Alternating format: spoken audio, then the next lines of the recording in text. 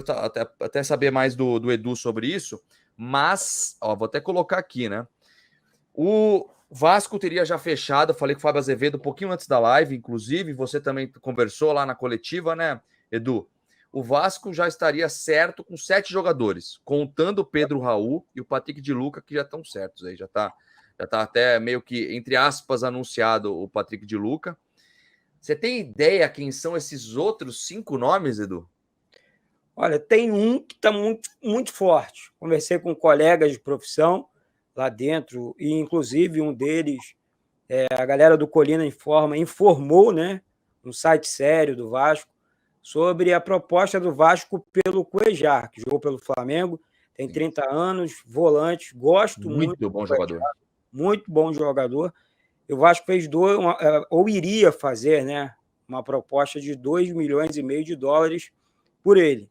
Se vier, eu acho que preenche uma lacuna naquele meio-campo do Vasco ali, e aí a coisa começa a encorpar ainda mais, como o Edmundo falou agora há pouco, cara. Ô Ed, se vem o Cuejar, aí a gente pega um Vasco da Gama com um baita centroavante, né, um dos melhores centroavantes do Brasil no 2022, e a gente pega uma referência no meio de campo que, para mim, hoje, o Cuejar, se ele estiver fisicamente bem, ele saiu do Flamengo por causa de uma proposta e foi difícil preencher essa lacuna depois. Ele seria um dos melhores camisa 5 do Brasil também, cara, porque o Cuejar joga muita bola, tem que ver como vai chegar, lógico, ficou muito tempo fora, né?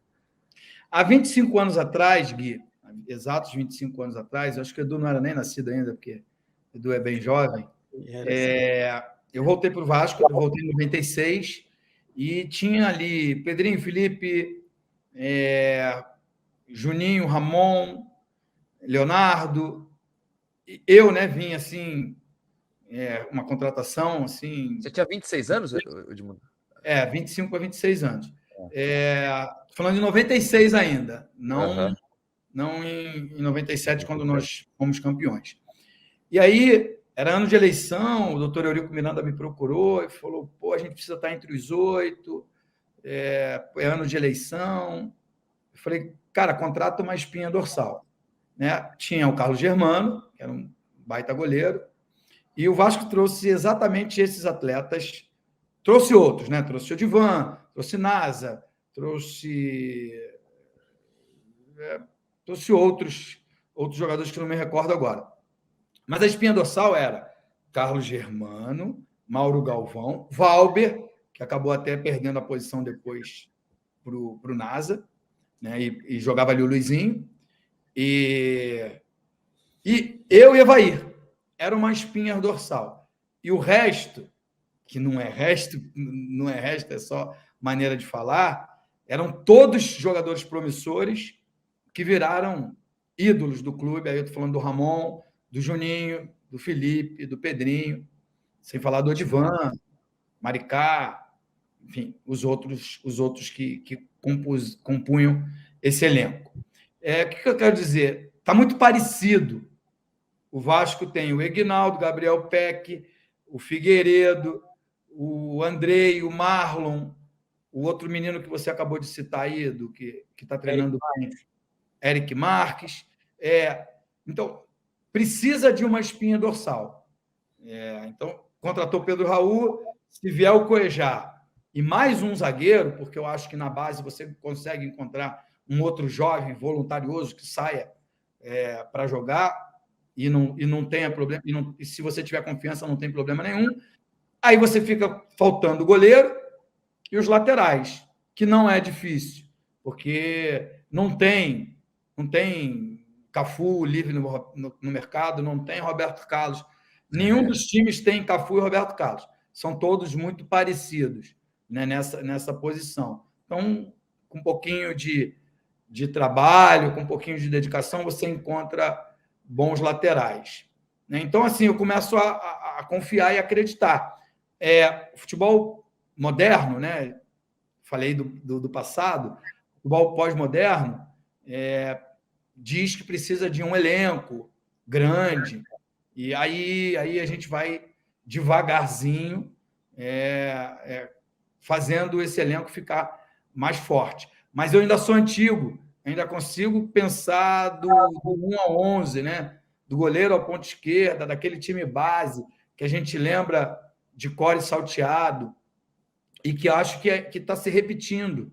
Quem tem repetido os times tem conseguido mais conquistas e a gente não pode esquecer do Flamengo e do Palmeiras. Se você for ver, tanto o Flamengo quanto o Palmeiras mantêm os seus times há mais de 4, 5 anos. E os resultados estão aparecendo. Inclusive, deixa eu colocar a galera que tá no chat aqui. O Alessandro tá sonhando aqui bastante. Olha lá. Jair, Cuejar, Lianco, Thiago Silva, Keiler, Coutinho, Queno, Savarino, acho, né? E Pedro Raul. Aí o brasileiro é nosso. Mas aí, Alessandro, o brasileiro é de vocês, mas aí não fecha a conta também, né? Porque os nomes que você tá colocando aí, ó, pelo que eu tô vendo, você 70% vai ter que ganhar mais de 1 milhão por mês, aí quebra a banca também, nem precisa de tudo isso. Nem faria isso, mas tem gente falando que o Cuejar tá velho. Gente, 30 anos não é nem um pouco velho, cara. Tá certo que é um cabeça de área, mas, pô, o que a gente vê de jogador de camisa 5 no Brasil com mais de 32 anos jogando bem pra caramba, acho que não é negócio de idade, não. Tem outros nomes que, inclusive, o Nicole e vários outros jornalistas estão falando. Primeiro, né? O problema é que eu tava falando com o Edmundo aqui outro dia, Edu. Começa também aquela especulação para a gente valorizar jogador, né? Sempre tem isso, é normal, é do jogo, é empresário pegar e especular. Inclusive, é nessa hora que eles soltam as informações que soltaram para o Nicola. Vamos falar da situação do Patrick do São Paulo.